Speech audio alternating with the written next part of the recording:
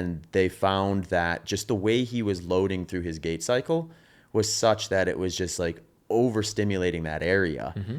They tweaked, or they adjusted that so that his form was not adding that added pressure to that area while he was running, and it just went away. Yeah. It was like addition by subtraction, sort of, where it's like, yeah, let's just change this little thing. We don't actually have to change the workload you're doing at all. We just have to change the way that workload is getting distributed around your body. And it was with this gait cycle that was the problem. I think my story of, going through a really wild, vicious experience with therapy and trying to heal my back, and the emotional toll of how many times somebody would tell me, well, you're not going to walk without assistance again. Forget surfing, forget walking, forget strength training, forget yoga. Like, you need to accept disability. I have a very big internal big pushback to healing through subtraction approaches.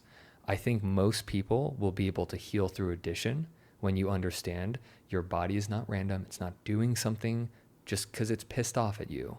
It's doing something in a response to something else. So let's add something meaningful. Let's add a position, an exercise, a few movements into your world that change your form, that change your function, and let's watch how that issue clears up. Mm-hmm. Yeah.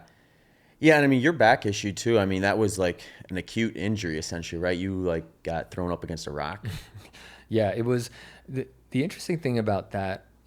I can easily point back to the injury, the blunt force trauma of my lower back hitting a rock, the spine shifting 21 degrees to the left due to that nerve damage and compressive force.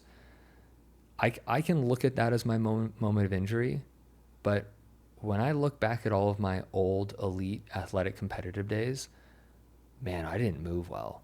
I could see the imbalances that I dealt with after breaking my back were significantly heightened, but I could see in almost every one of my adolescent photos, my right pelvis was significantly higher than my left.